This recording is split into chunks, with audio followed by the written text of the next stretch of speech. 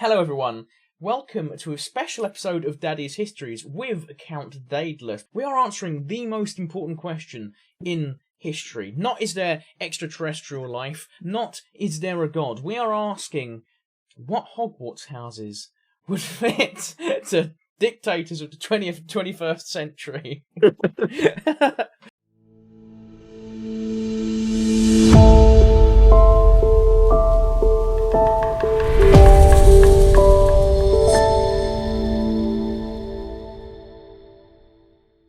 So, would you like to most important question ever? Would you like to drop any little plugs or anything? You're sort of semi-retired now, aren't you? I've brought you out of retirement for this. Semi-retired. I just don't really have as much time as I used to. But obviously, my name's Count Daedalus. I run a TikTok channel and I've also got a YouTube channel, both of which you can find as Count Daedalus. I'm sure history will put them in the description. They'll be linked. And your Instagram. I've got a list. I've got a basic list of all the qualities and traits that each Hogwarts house has. The last video I had to do was video on the oubliette, which is what I'm currently. It will be done by the time this is out. All it was just medieval torture. By the end of it, I was so drained. I was like, "This is like people are evil," and I was like, I need a fun video." Which is ironic because actually some of the dictators in that video, because fun fact, we kept using oubliettes into a certain event in world history, World War II. But speaking of World War II, let's start off with the least controversial person on this list. I'm going to strongly argue because the standard thing for Hitler is to stick him in Slytherin. But I'm going to strongly argue. There's an element of me that thinks he could be in Gryffindor. Okay. And I'll tell you why. It takes a certain level of bravery and balls to be an ex-World War I fighter, to get put in prison, fail art school, and then rise to the top of German politics, and go on about how you're going to grab some Lebensraum. You're going to create some breathing space for Germany. You're going to create a 1,000-year Reich, and you're going to try and take over the world. And pick a fight with the United States, the British Empire, and Soviet Russia. It takes a certain level of balls to actually try and do that in a small country like Germany, and actually go along with it till the bitter end, to the point where you've got Russian soldiers marching into Berlin. Okay, I see your point. As a counterpoint, so that we don't get cancelled, because this is impossible. Like I'm not saying it was a good thing, for sake. I'm just saying. Oh, this was the worst idea. Listen. I'm just saying it takes a certain level of bravery to do something like that. It's not the best thing in the world. Like, you could have done other things. You could have just tried to fix Germany instead of going on your imperial conquests, but no. But at the same time, a lot of Slytherin characteristics are quite ambitious. Slytherin is ambitious and cunning, and yes, you can't really say Hitler was chivalrous or keen of helping the common man. Well, he was keen about helping Germany, I suppose, but at the expense of literally anyone who wasn't German. Yeah, he was keen on helping a very specific group of Germans. Yes, blonde hair and blue eyes. Yeah. Ignore the fact. I would give him a mental breakdown. I've got the blonde hair and blue eyes, but it changes colour to ginger any time I cut it, and my beard is aggressively ginger. I would give Hitler the biggest mental breakdown in human history. He's definitely not intelligent, so he's Ravenclaw's an absolute no-no. I've got some really good arguments for Hufflepuff coming up on this list. Oh, really? We'll wait until we get there. I'm still going to argue. Actually, no, I was about to argue hard for Slytherin, but then I've just remembered Peter Pettigrew. Peter Pettigrew is a person exclusively out for himself and his own self-gain, which, like, describes the Austria man quite well, I believe. Yes. He could be in both. He could honestly be in both. It's like the age-old argument of when you actually break down Hitler's ideology. You're not actually sure. Let's not go there. Let's not go there. You're not actually sure where it fits on the spectrum because it covers so many areas. It's just special. I think we can safely say his best home is probably Slytherin. I just wanted to make the case that he could quite easily be in Gryffindor. He would most likely end up in Slytherin, but there is standard, not in the films, in the book. Well, I suppose a little bit in the films, but in the books there is standard for him to be a Gryffindor.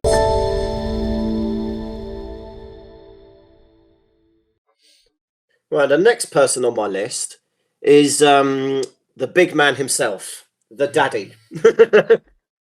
The big man of Russia. The other portion of the invading force of Poland, as everyone likes to forget. Right. I'm going to place him in Hufflepuff. Why? Because when he was the invasion first came, as you enlightened me to during the very first podcast, Joseph Stalin hid. Yes. He hid away. Hufflepuffs tend to just be... Like, everyone sees them as the silly, goofy sort of house, but Hufflepuff... You don't belong in house. Yeah, Hufflepuffs just don't want to be there, and they kind of... And when they do act out, they act out aggressively. I mean, that's a really good point, because the traits on him for Hufflepuff are hard work, patience, loyalty, and fair play. Maybe not fair play, but... Maybe not loyalty, because Stalin did let his own son die. Yes, I mean, at the same time, you could make the case for Hufflepuff. Now that thinking about it, because he wasn't supposed to be the successor, as anyone who's studied the history of the Soviet Union would know. It was supposed to be Trotsky, and Stalin kind of just greased his way up the pole and started putting his people in charge, who were loyal to him, loyalty. Yeah, and he put a lot of hard work into basically making an insane cult of personality to the point where he controlled every aspect of Soviet society. And if you so much as ever showed any signs of disrespecting him, well, you disappeared. Yep.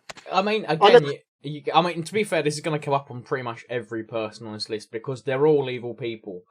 Yes. Again, you could easily fit Stalin into Slytherin. Actually, I don't know. Maybe ambition and cunningness. He was definitely ambitious and he was definitely cunning, especially in World War II. But heritage and resourcefulness, I don't know about that. I mean, how resourceful is just throwing millions of people, just killing millions of your own people arbitrarily?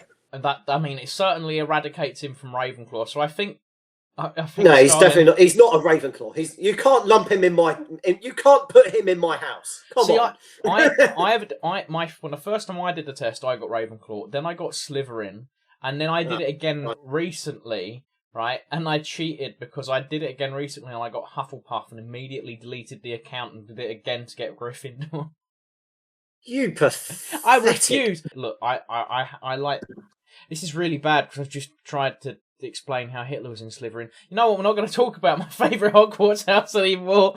I changed my mind. It's a tricky one with Stalin because I think Hufflepuff is aside with the cult of personality and the fact that he had death lists and whatnot and other things that we've previously discovered in other episodes. And it's just I just love the idea that this guy is like, no, that's not enough people dead. I don't look terrifying enough. Kill some more people. Like, what?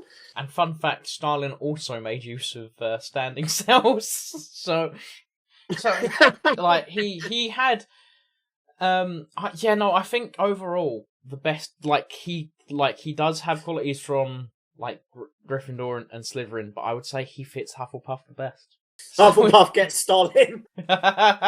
So we've got one person in Gryffindor, one person in Hufflepuff. It's not a competition that Hogwarts houses want to win. No. Right. Mr. Helicopter. Yeah, I was going to say, for the memes. El Presidente. Yeah, he puts the chill into Chile. Do you know what? He was quite smart and he was quite resourceful. I think Ravenclaw maybe. Well, to be fair, to throw a bone, I would say that could actually work because he was one of the only dictators that we deal with that advocated for a sensible economic plan which was free market economics. Like he wasn't trying to collectivise the farms or anything like that. He did still have things like the caravan of death and whatnot. I suppose that could work actually with Pinochet being in Ravenclaw because because he didn't really go on military crusades or anything like that. He wasn't like trying to expand Chile or anything like that. He was kind of just chilling. No pun intended. You could kind of put him in Hufflepuff as well because of hard work. Oh, true. Granted, he needed the support of the Americans to do it. He overthrew like the socialist president of Chile. I think instilled a military dictatorship. I think he fits Ravenclaw better though. Into the mind of the Sorting Hat. Yeah, we are currently plenty of hard work. I see. Not a bad mind on economics either.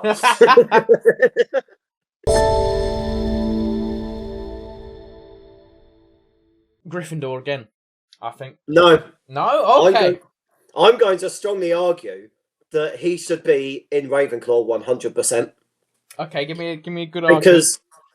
Because he's one of the few dictators. He's actually one of the few socialist dictators who didn't decimate his country with ludicrous policies. He managed to make Libya one of the most prosperous countries in all of Africa. He distributed the oil wealth to the people of the country. You know, people in Libya got, if newly married couples got $50,000 to buy a house. He built the great man-made river and ended up founding new cities and stuff with a lot of the wealth that he accumulated from selling oil and whatnot. You know what? Yeah, no, I agree. He wasn't like a danger. He wasn't like a danger to the population where he was just sending millions of people off to the chambers. Yeah, he did. He did do some shady stuff, like he funded the IRA and stuff. Yeah, he funded the IRA. He started a war with Chad, which I guess that makes him the Chad dictator. Yeah. In terms of intelligence, I'd say he managed to pull off more good than bad when it comes to Gaddafi. I'm going to agree. I'm actually going to agree. Yeah, no, 100%. I think you're right now. Why did you think he was going to be in Gryffindor? I'm curious. Just like, because he led his own revolution to get into power, didn't he? Yes. So I was thinking like courageously, like leading a rebellion sort of thing. I mean, to be fair, I can see the argument there. You had a revolution to come to power, and then he was supposed to stand down. But instead of doing the speech at Tripoli where he was going to stand down, he then decided he was going to declare a popular revolution. He literally did a Palpatine. He literally did an Uno. He literally did an Uno reverse. He's like, yes, I'm going to stand down. We need a revolution to get rid of these bastards. That does take a certain level of ballsiness, and I suppose he was helping his own people as well. He had the interests of his people at heart. Yeah, I think Ravenclaw is the best fit. He fits most into Ravenclaw. Like I say, he wasn't killing millions of his own people.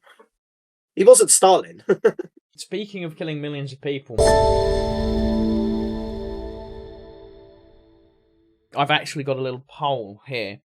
Oh, God. A poll for Pol Pot. I knew it. I knew it as soon as you said it. So I asked my audience with 21 votes, which Hogwarts house would Pol Pot fit in?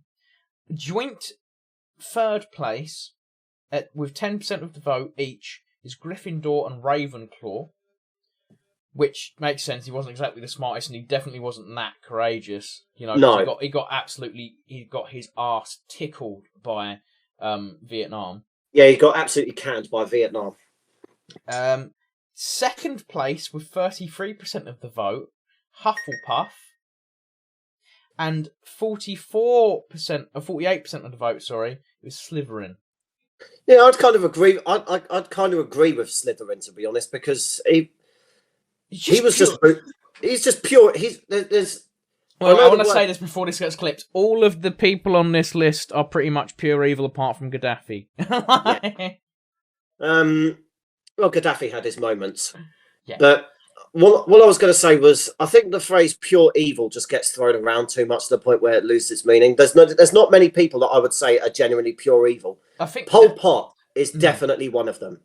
Like in the absolute sense of the phrase pure evil. You can't, like, he did nothing, but he did absolutely nothing for that country whatsoever. He came in and he wiped out a quarter of the population. He is genuinely up there with like Leopoldo II, yes, Joseph Stalin, Adolf Hitler as like the most evil human being. And your Madagascan empress. Run of luck. The second he came to power, he followed the Soviet Chinese model of collectivize everything and kill the quote unquote bourgeoisie, targeted the like families and babies of victims and whatnot, and had the killing fields. And he was just, I would say, just cunningness and resourcefulness, in the sense that he literally used as much power as he could just to exterminate everybody, to the point where you pissed off Vietnam. Another communist country is noticing that you're killing your own people on their border, and they're just like, we're all communists here, comrade, but you are too much. It's not just that as well. Like, it's the same with Ranavalona killed. I think it was. Go and check my video, guys. Little self-riff there if you want to see the exact number. I'm fairly certain it's around 75% of her population. I know Pol Pot was it up higher than that. And if you scale that up, his was a third. His was just over a third of the entire country. Okay, so it's still. But if you scale that up to to Germany or Russia or China, the death toll would be insane. Now, if you did China today, that's 1.3 billion. Like, a third of that is what? 400 million? 300 million? I don't know, I flunked 500? I flunked maths. It was 3 million out of a population of 8 million. Yeah. He is the easiest fit for Slytherin, and I would put him up as one of the most evil figures in history, alongside Adolf Hitler, Stalin, and Leopold II. Yeah, Slytherin takes the L. I must say, ever since I was little, the word dictator is always because it always suits so well. Dictator. I know, obviously, in ancient Greece it had different, and Rome and all that as well. It had different meanings, but in the modern sense, it does fit very well. Dictator. It's your turn to pick. It's your turn to pick a dictator. Don't forget, I don't think we put Mao on the list, so we could probably add Mao in. Yeah, we could probably do Mao. We could do Mao a bit later. We've done Pol Pot, Stalin, Adolf, Gaddafi. We could add a few Mao. We could add a few Mao dictators.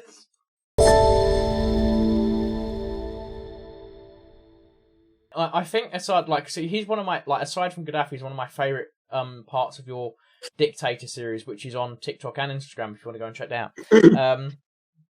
out. I believe you wanted to put him in Ravenclaw.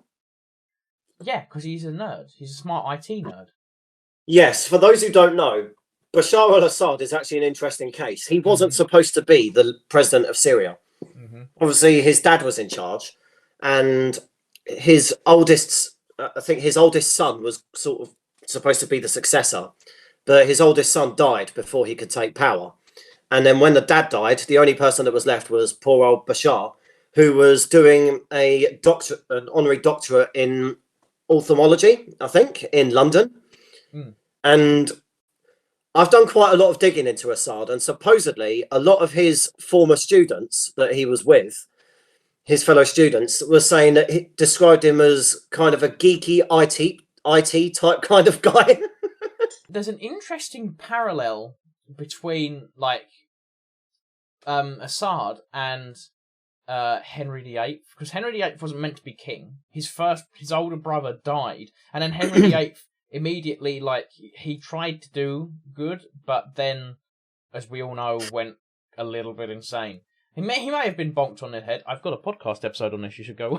This entire episode has been. Stop plugging yourself. Hey, I literally plugged. No, don't finish that. I plugged your Dictator series. True, I'm only joking. Literally a few seconds. Ironically, he was just a nerd who just wanted to do nerd stuff. But randomly, he gets a call one day saying, "Sorry, your ophthalmology doctorate is no longer used. You're now the president of Syria. Oh, by the way, the Americans and the British are going to try and kill you." Imagine that. Imagine waking up to that. So yeah, that's the argument he could be a Ravenclaw, but you could also put him in Gryffindor. Okay, interesting argument for Gryffindor. Go on. Because he's had so much opposition, and he's still in power. He's had various uprisings like the Arab Spring. He's had to deal with pressure from the United Nations, the European Union, the combined powers of the United Kingdom, the United States, NATO, most of the Sunni Arab world, like Saudi Arabia, and ISIS. And he's still in power. I'm going to say it's a 50-50 split there because he fits both of those fairly well. And another instance of Gryffindor is helping others. A lot of these Arab dictators, like not so much Saddam Hussein, but definitely with the Assads, is they're very secular. A lot of the Shia areas like Syria are slightly more secular, whereas Saudi Arabia is predominantly Muslim fundamentalist. And a lot of the like Christian and Jewish minorities, maybe not so much Jewish, but Christian minorities and whatnot, they usually tend to side with the dictator because the dictator's protecting them. I'm always going to remember when Aleppo, 2016, the infamous city of Aleppo that was constantly in the news. What was not circulated in the news is when Assad took Aleppo back and they had their first Christmas since the war, they had Christmas trees everywhere. It literally looked like Christmas Island. I don't know of Assad. It could be an even split between Gryffindor and Ravenclaw. We're basing Ravenclaw purely on his past, but if we his pre-dictator of the country. Okay, I'll give it to Gryffindor then. Okay, I'll give it to Gryffindor. Jorge, not Georgie. No, it's not Jorge we was doing. Jorge wasn't the one who invaded the Falklands. I thought we was going to do. Basically, everyone, as we decided on this one, because neither of us know absolutely anything about the guy who invaded, the guy who was the Leopoldo. There you go, Leopoldo Galtieri.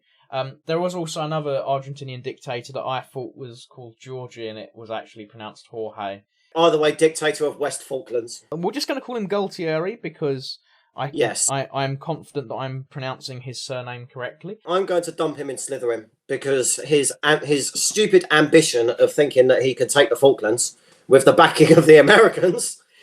The Americans didn't even properly back him. This is one of my favourite things to bring up.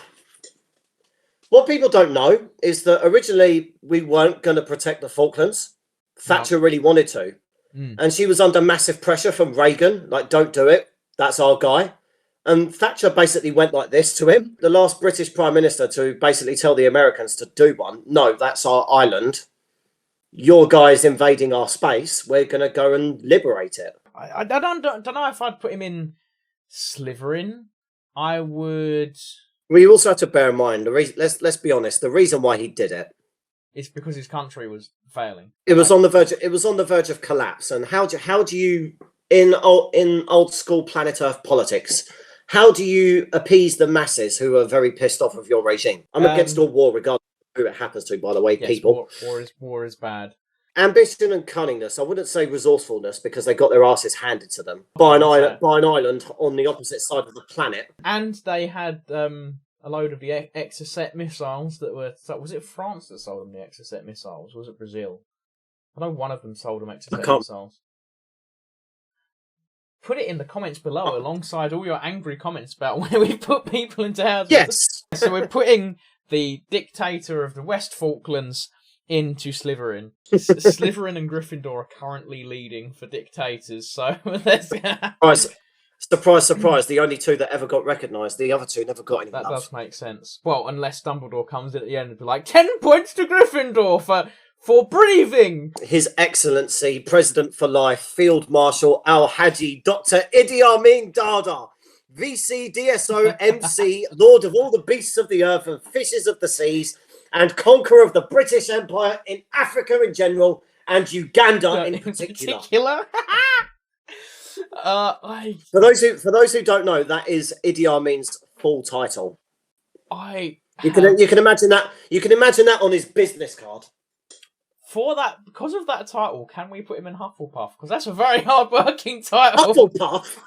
Yeah, it's a very hard-working title. He's definitely not going to be in Ravenclaw. He wasn't the smartest man to ever live. The guy was insane. I mean, didn't he do a mild? Didn't he do like a full blown genocide of Indians? Like he was like you had to go back to India or am I thinking of someone else in Africa? That might. Might be thinking of someone else. I know he did. I know he did do some genocides. Just a few. He was pretty ruthless. He didn't have an ideology or anything like that. He wasn't a communist or a fascist. He was just, I'm me, Lord of all the beasts. Yeah. But apparently, he also boasted about eating human flesh and things like that. He liked to be left alone with the bodies of his victims. He's a really dodgy guy. Which is again, I've got to say, it gives me Hufflepuff vibes. He's like, I'm just working. I just want to like take over my country. I'm going to work hard for that. I've worked hard for this. I just want to sit and quietly eat my human bodies in peace. Based on his previous experience, he was a military man. He was in the British Army. Yeah. He was a heavyweight boxing champion as well. When you look at the guy, you can clearly see it. He definitely was hardworking, but it didn't really pay off because Uganda wasn't in a good state under him. And then he decided to pick a fight with Tanzania, which got him removed. And then he spent the rest of his life in exile in Saudi Arabia, basically saying that Uganda needed him. And still does. Didn't he also say that he was like going to invade Israel at any point while he's in Saudi as well? Like he was going to return to Uganda and invade Israel, something crazy like that. Which is weird because he did get surprising Israeli support. He did get backing from Israel at one point. Do you know what the weird? And this is whenever someone brings up Idi Amin, for some reason he always reminds me of Snow White. I think it's the Lord of the Beast.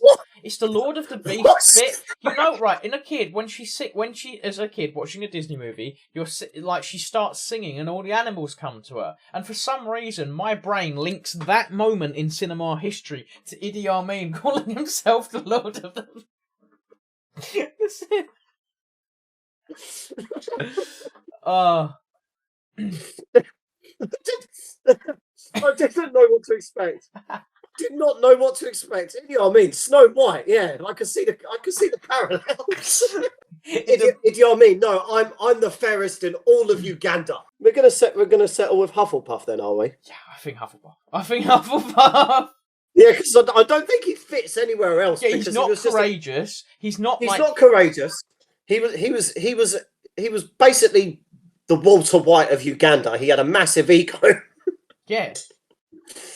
Which I suppose is the only un-Hufflepuff quality. I think Hufflepuff. Please let Hufflepuff win this. Please let Hufflepuff end up winning this. So we're agreed on Hufflepuff, yes? Yes. Kim Jong-il, I suppose, is a bit... I would say Kim Jong-il is smarter than Kim Jong-un. Because he had... I feel like he played the West. I don't know as much about Kim Jong-il, but I just...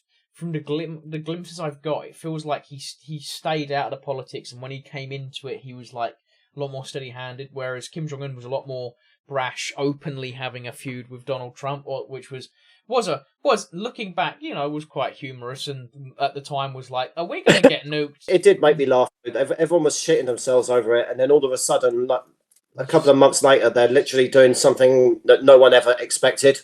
North and South Korean presidents sitting next to each other in the Winter Olympics. It was amazing. If I went back to 2011 and I said to you, in a few years' time, you're going to see the president of North Korea and the president of South Korea sitting next to each other in the Winter Olympics, and they're going to have the best relations they've had since the Korean Civil War, and the person responsible for this will be Donald Trump. Okay, but why don't we rank all three of them? I think because the first one I know. I think with Kim about the original. I know enough about Kim Il Sung. Okay. I mean, Kim Il Sung's the guy that started everything. With Kim Il Sung, I'm torn between Gryffindor and Slytherin again. Gryffindor makes sense because he established the dynasty. He was a Soviet operator. He greased his way up the pole eventually, and they gave him his own country to run. And I think it's called Plan B. He initiated, where he created basically the most successful cult of personality we've ever seen, to the point where you've got the entire country basically worships you and does absolutely everything they're told. They're brainwashed from birth to do nothing, but it's basically a religious state in a way. Like the Kim dynasty is the god Most who they worship endlessly. They kind of stole that from Mao, but they turned it up to 11. They're 3 generations in now, and there's been no sign of like any struggle or anything, because normally some military man decides, now we're going to get rid of you. With Kim Il-sung, I'd say that could be just the balls to be able to do something like that. Again, bravery. That comes into Gryffindor, but then ambition, cunningness, and resourcefulness of Slytherin of being able to implement something like that is pretty massive. For Kim Il-sung, I think we'll go Gryffindor. And the Korean War. Yeah, I think we've got the Korean. For Kim Il-sung, I think we go Gryffindor. Kim Il-sung could definitely be Slytherin because of the ambition of trying to unite Korea and actually doing it, trying to. Okay, so we'll go Slytherin for Kim Jong-il, for Kim Il-sung. Kim Il-sung. And then for Kim Jong-il, should we go Slytherin again? Do you know he didn't actually do that much. Do you know where that makes me think we should put him again? Hufflepuff. That could work. That could actually work because of the hard work and patience. Yep. I mean, wasn't it Kim Jong-il that worked with Bill Clinton to basically get the uranium to start their nuclear weapons program? I'm not 100% certain. Let me Google that very quickly. This is professionalism. The first thing that comes up when I type in Bill Clinton is I did not sleep with that woman. According to History Channel, let me see if they cite any sources. Any credible source?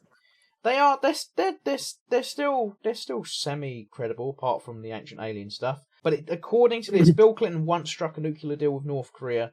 It was forged against all odds, but couldn't survive the heat of... Okay, so it may have failed? I think it failed. To save me reading through this entire article, it was at least attempted. Yeah, I'd say that... okay, we could put Kim Jong-il in Hufflepuff then. Which means Slytherin and Hufflepuff are now leading with 3 each. He wasn't sitting there going, you know what, I'm going to wipe America off the face of the earth every 5 seconds. But now we've got the grandson, Kim Jong-un, the supreme leader himself. Who, to my knowledge, doesn't he only have a daughter, which means that after him it will be a woman in charge of North Korea. Either his daughter or his sister.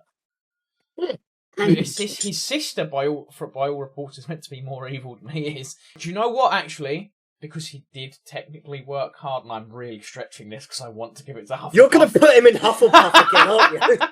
I'm really stretching this. He worked hard with Donald Trump, and to get that sort of tentative peace... I'm gonna put him in Hufflepuff. He could easily sit in Slytherin. I'm warming up to the idea actually because he kind of waited his time, didn't he?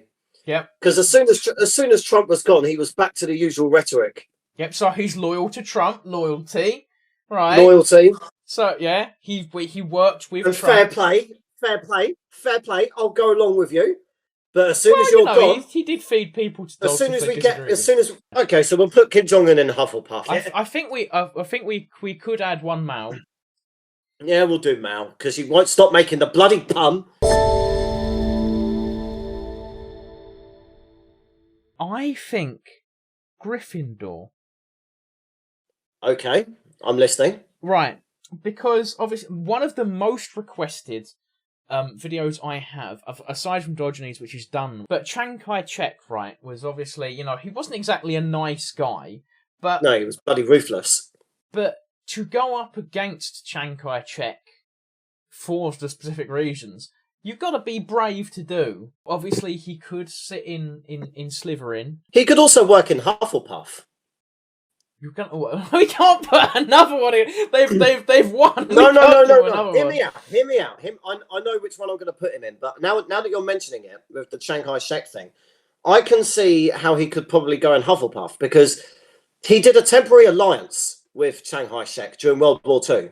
Yes, to fight the Japanese. Yes, and he put a lot of hard work into what he tried to. Basically, ultimately failed, but he tried to make the utopian communist society. Hard work. And the patience of working with Chiang Kai-shek only to stab him in the back the second he got the chance. That actually does fit Hufflepuff. Probably that does. But at the same time, I'm going to advocate that he goes in Slytherin. I'm going to say Slytherin purely because of how cunning and ambitious he was. And pragmatic. You have to remember. You have to remember this was the guy that it wasn't enough to have the great leap forward and kill millions of his people. He then decided to have another revolution. He realised that his power was slipping. He had decided to have the Cultural Revolution, where he basically said, "Oh, the young have to rise up again and overthrow the power. I'll just stay in power while you do it, so that I can consolidate my power and grip over the country." I'd say that's quite ambitious and pragmatic. Yeah, no, you know what? I'm gonna agree, Slytherin. Just for the pure effort of trying, I think we should give 10 points to Gryffindor. Gryffindor win! Do you want to know something funny? Do you want to know a bit of trivia about Kim Il-sung? What?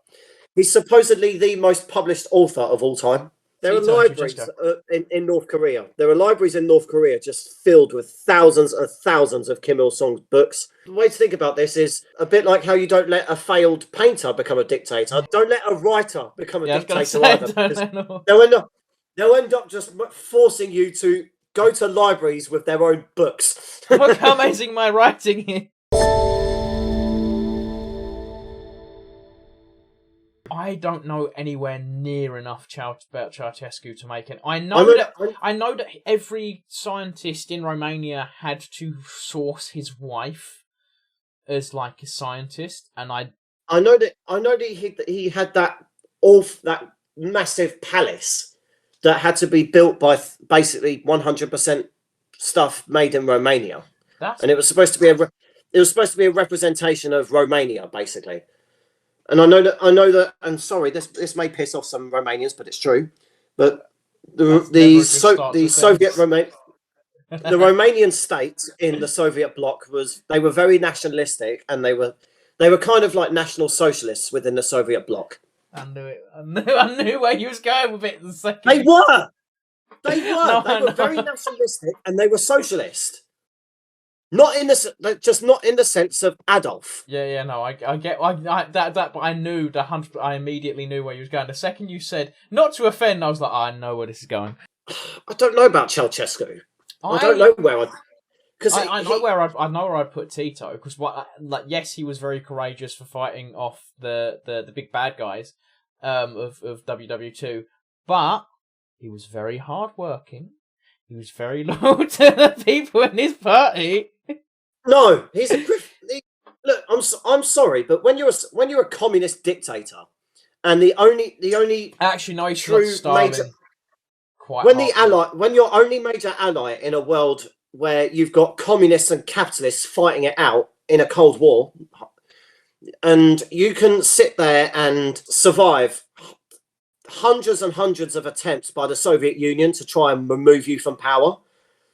And then you send a message back to Joseph Stalin, who is basically the genocider in chief at this point, and basically saying to him, stop sending assassins to me, because you're going to fail. That's Gryffindor behavior, Otherwise I'm going to send one back, and I will only need to send one. Yeah. But I'm sorry, but Tito is Gryffindor 100%. Okay, I don't know. I think it's because I don't know anywhere near enough about Ceaușescu. Because I don't want to put him in Slytherin just because it's the easy option for a dictator, as we've proven with the Hufflepuff situation. Yes. I know he wasn't hardworking because he had loads of luxury palaces built, so he doesn't fit Hufflepuff. Now that I think about it, now that I've had a little bit of a mini brainstorm in my head, he could go in Slytherin. Not because it's the easy choice, but because I know for a fact that he had a massive surveillance state. I think he had 500,000 informants at one point. Basically, people snitching, and which is very Slytherin. With that big Gorny palace that I told you about, where everything had to basically be made in Romania, that comes under heritage and resourcefulness to an extent. So I would fit Slytherin, but as we did earlier, to keep in tradition, Tito's late arrival has made me think that we should give at least 40 points to Gryffindor. Like, just to make it fair. That's the thing, when you're a socialist dictator and you go up against the literal the socialist superpower at the time, and you actually make him himself. Stalin was a coward. Stalin was an absolute coward. Yeah, that's why But I'm fairly certain that Stalin and Tito fought over, like, whose version of communism was going to be implemented in Greece. I'm fairly certain that was a thing. Yeah. I think that was the thing as well. I mean, Stalin was a massive paranoid loon. That's why he was such a genocidal tyrant. What split first? Was it the Soviet Union? It was the Soviet Union split before Yugoslavia, didn't it? Or was it the other way around? Yeah, the Soviet Union split in 1991. Yugoslavia outlasted by literally a couple of months. Actually, it's less than that. It's literally a matter of days. The official date of giving all states independence was December 26th, 1991. And the 9th of January 1992, the Bosnian Serb Assembly proclaimed separate Republic of Serbian people of Bosnia and Herzegovina. Tito's legacy outlasted Stalin's legacy by a matter of days. Still, a win is a win. A win is a win. A win is a win. A win is a win. Would you like to plug yourself one more time? Yeah. So I've got, my name's Count Daedalus on TikTok. You literally find me as Count Daedalus. It's the same on YouTube and it's the same as Instagram. I've also got a Getter, but I don't really use it. I must admit, it's kind of been neglected. I mainly focus on Instagram political commentary Yeah. with a bit of satire, and the same with history. It's more focused around 20th, 21st century more than like ancient history or anything like that. Occasionally, there's one or two things in there, and space. I love talking about space. Could talk about space for hours. Okay, guys, thank you for watching. Don't forget to check out all of Count's stuff in the links down below. Don't forget to like, subscribe, share, and tap that bell icon to get notified whenever I upload, because otherwise YouTube won't notify you. And yeah, until next time, thank you all for watching, and I'll see you in the next one. Bye. See you next time, people. Take care.